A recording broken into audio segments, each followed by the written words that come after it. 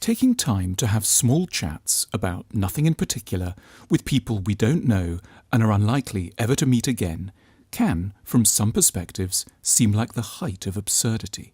Maybe we're in a coffee shop and someone's preparing us a drink. Perhaps we've crossed a neighbour in the hallway while getting our post. Or we're on a train waiting for the doors to open. Why would we bother to hold up our day for a few moments, given how many things we already need to do and how many good friends we already have that we haven't seen in far too long? We may also have a more high-minded defence for our silence. We aspire to be profound people, and there is no way that we can get anywhere meaningful with a near or complete stranger in a compressed amount of time. We shun the smaller chats because, in the back of our minds, we tell ourselves that we are already sufficiently deeply committed to the long and consequential ones. But this is to miss the point and the opportunities presented by minor social exchanges. They stand in relation to lengthy friendships rather as haikus do next to 1,000-page novels. There are things a tiny poem can do that a comprehensive narrative will miss. There are single sentences that can mark us as much as entire volumes. There are pictures that can stick with us in a way that a 3-hour film won't. We can be disproportionately and yet powerfully touched by so-called minor things. Small sympathetic chats matter above all because few of us are ever very far from sadness and despondency. There are so many reasons to dislike ourselves, to be paranoid about what other people think, and to regret mistakes we've made. When we are in a febrile or fragile mood, a short, kindly exchange can be all that's needed to start to turn around a deeply dark day. An enormous amount of sympathy and fellow feeling can be compressed in the most minuscule dialogue.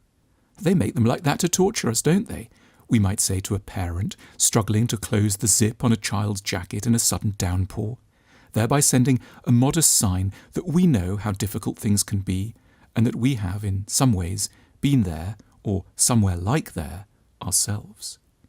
Or we might, on our way to a station, exchange 1 or 2 sympathetic words with a taxi driver about their elderly mother, who, we learn, has just gone into a care home after having a fall.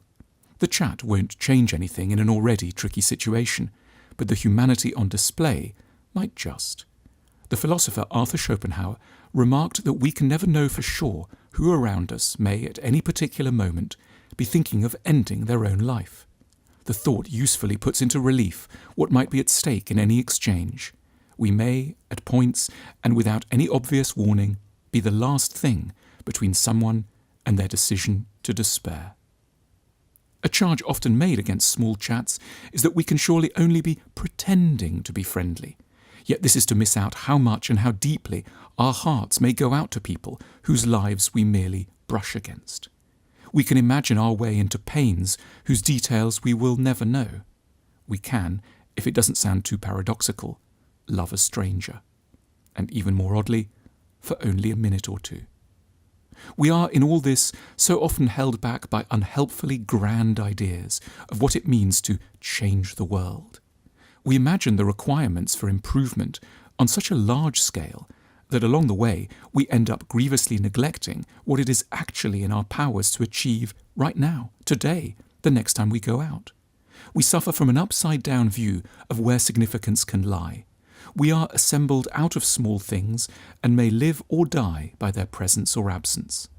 We have in our hands a very potent weapon already, the power to say a warm, gentle, sympathetic hello.